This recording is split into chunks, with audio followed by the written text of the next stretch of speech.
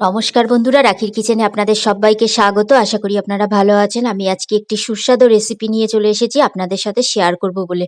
যদি রেসিপিটা ভালো লাগে লাইক করবেন, কমেন্ট করবেন আর সাবস্ক্রাইব করার অনুরোধ রইল। পাশে থাকা বেল আইকনটাকে টিপে দেবেন। আমি যখনই নিত্য নতুন ভিডিও ছাড়বো নোটিফিকেশন সবার আগে আপনাদের কাছে পৌঁছিয়ে যাবে। আর আমার চ্যানেলটাকে সবার সাথে শেয়ার করবেন আর পুরো ভিডিওটা দেখার জন্য অনুরোধ রইল আপনাদের কাছে।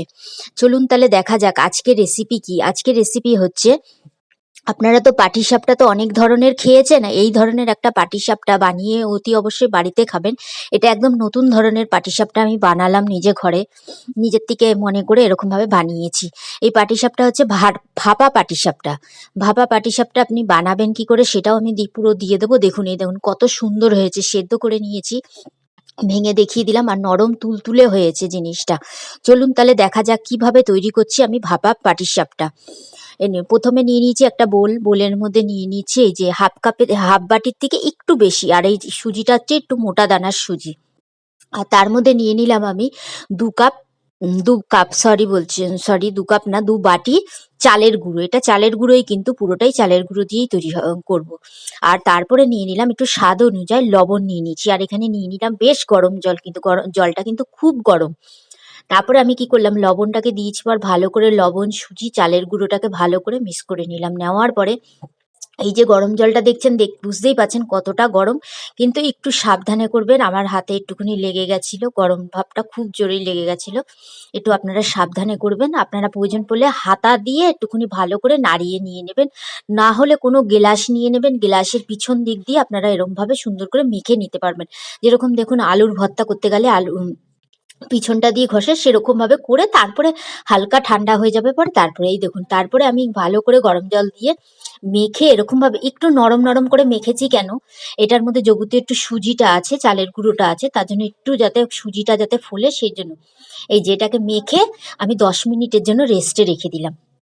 10 মিনিট রেস্টে রাখতে রাখতে আমি এখানে গ্যাসের উপরে ননস্টিকের কড়াই বসিয়ে নিয়েছি। আপনারা যে কোনো কড়াইতে করবেন, তাতে কোনো অসুবিধা নেই।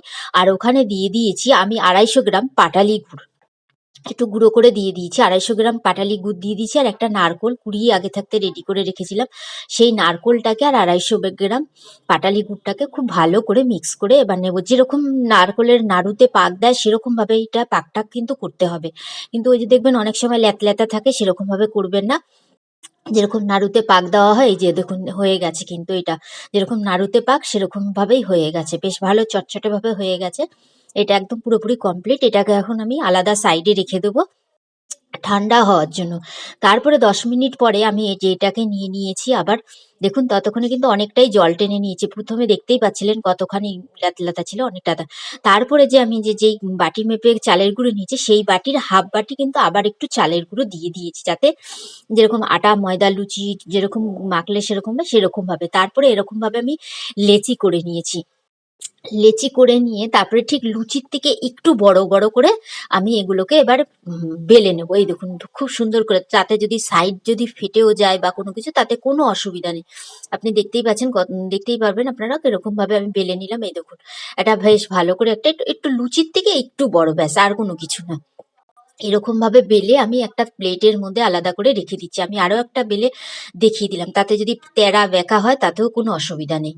এই যে আমি প্রথমে কিছু বেলে নিয়েছি, বেলে নিয়ে নেওয়ার পরে এই দেখুন, এই যে দেখতে পাচ্ছেন আমি যে নারকোলের যে পুরটা কিভাবে তৈরি করেছিলাম, দেখুন আমি কিন্তু লম্বা লম্বা করে একটা রোলের মতন তৈরি করে নিয়েছি। তারপরে এরকম ভাবে ভাঁজ দেবেন, ভাঁজ দিয়ে 2 সাইড দিয়ে, না কোনো জল লাগবে না কোনো কিচ্ছু লাগবে না, এরকম ভাবে নিয়ে পুরো সমান সমান করে ভাঁজ দেবেন, যাতে না খুলে যায়, না কোনো অসুবিধা। এই যে এরকম ভাবে নিয়ে নিচ্ছি। আর যে সাইড গুলো যে প্রয়োজন পড়লে আপনারা প্রয়োজন পড়লে কেটেও দিতে পারেন, আমি কাটিনি। কেন? পাটিসাপটা তো এরকমই লম্বা লম্বা হয় আর সাইড গুলো তো এরকমই থাকে, সেই ক্ষেত্রে আমি আর কাটিনি।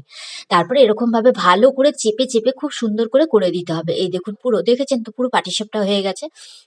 আবারও একটা করে দেখিয়ে দিচ্ছি আমি, ওই যে মাঝখানে আবারও ওরকম ভাবে রেখে দিলাম, কেন ওটা উল্টো হয়ে গেছিল দেখে, তাই আমি একটুখানি ঘুরিয়ে নিলাম। এরকম ভাবে পুরো আবার একটা করে নেবো।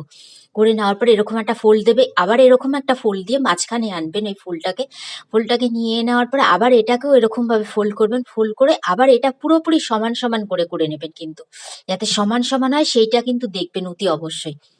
তারপরে আমি এখানে গ্যাসের উপরে বসিয়ে দিয়েছিলাম বড় একটা গামলার মধ্যে গরম জল বসিয়ে দিয়েছি। তারপরে এর যে ফুটো ফুটো এরকম ঝাঁঝরি থালাগুলো আছে, এই থালাটা আমার অনেকটাই অনেক বড়, সেটার মধ্যে বসিয়ে দিলাম। তারপরে একটুখানি ঘি দিয়ে দিলাম। ঘিটাকে দিয়ে একটুখানি ভালো করে থালাটার মধ্যে ব্রাশ করে দিলাম যাতে নিচে না লেগে যায়।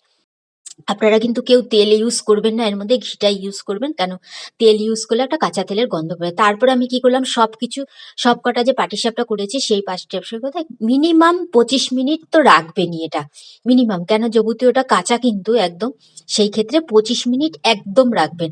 তারপরে দেখতেই পাচ্ছেন আমি কিরকম সুন্দর সিদ্ধ হয়ে গেছে, আমি হাত দিয়ে দেখিয়েও দিচ্ছি, কিন্তু সিদ্ধ হয়ে গেছিল, আমার খুব হাতে গরমও লাগছিল, তুলতে পারিনি। তারপরে আমি একটা খুন্তি দিয়ে আস্তে করে এরকম ভাবে দেখবেন উল্টাবেন, একদম পুরো উল্টিয়ে যাবে, সুন্দর করে উল্টিয়ে যাবে। দেখুন আমি গরমটা তুলে নিয়েছিলাম, হাতের মধ্যে আমার খুব গরম লেগে গেছিল, তারপরে ফু দেওয়াতে একটু হাত ঠান্ডা হয়েছিল, সেই ক্ষেত্রে আমি ধরে রয়েছি, দেখতেই পাচ্ছেন। আর দেখুন এই দেখুন সব কটা কিরকম ভাবে তুলে রেডি করে নিয়েছি খুব সুন্দর করে। এরকম ভাবে অতি অবশ্যই আপনারা বাড়িতে ভাপা পাটিসাপটা তৈরি করে খাবেন। আজকের মতন এই ভিডিও এখানেই শেষ করলাম ভিডিওটা, আবার একটা নতুন ভিডিও নিয়ে চলে আসবো, ততক্ষণের জন্য ভালো থাকুন, সুস্থ থাকুন। আর আপনাদের কাছে বলছি, আমি যে এতদিন ভিডিও করতে পারিনি, আমার ফোনটা খারাপ হয়ে গেছিল, তার জন্য ভিডিও করতে পারিনি, তার জন্য সরি, আপনারা কেউ কিছু মনে করবেন না, আবার নতুন করে